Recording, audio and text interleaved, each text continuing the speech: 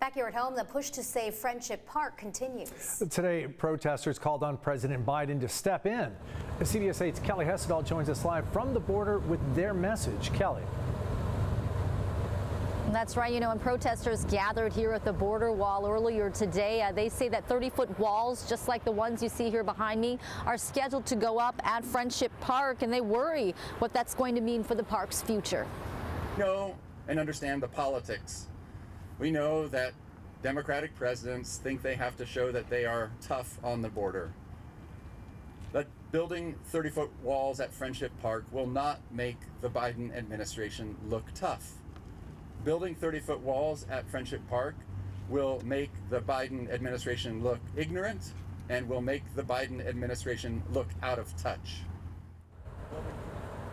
And that was John Vanishill with the Friends of Friendship Park, who led today's demonstration. It included them putting a Make America Great Again hat on a cardboard cutout of President Biden and then replacing it with a Save Friendship Park hat. Now, some of the protesters dressed up as construction workers and then basically threw down their shovels and hard hats.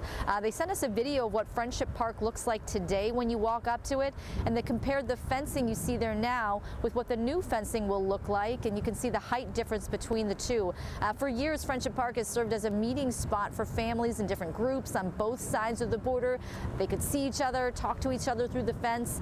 Construction to replace some of the border wall already got started last week, and Customs and Border Protection has said once finished, people will still be allowed to use the park. That is not going to change. They'll still be able to talk to their loved ones through the fence, but protesters aren't so sure that's the case. Now, I spoke to a woman who was a DACA recipient, a dreamer, who has been visiting her mom and her sister there for more than a decade.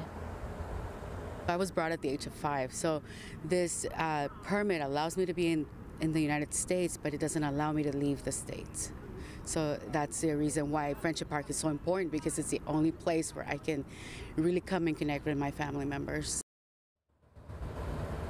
And she says seeing her family and friends on a computer screen or talking to them on the phone just isn't the same as seeing them in person. She says the reality is that, the fear that's out there is that the park is just never going to be the same. Marcella and Carlo. Kelly, wasn't construction halted last fall? Kelly, wasn't construction halted because CBP wanted to get community input? And I thought we had taken some steps forward with that announcement that friends and loved ones would still be able to touch through that meeting space, the wall.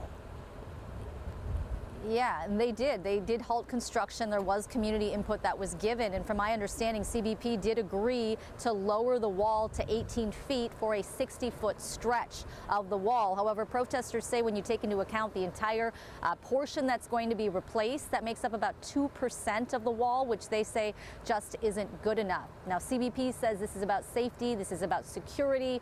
I reached out to the White House for comment on all of this, and I still haven't heard back. Construction is still set to go through there. Kelly Hessedal with the latest for us from Friendship Park. Thanks, Kelly.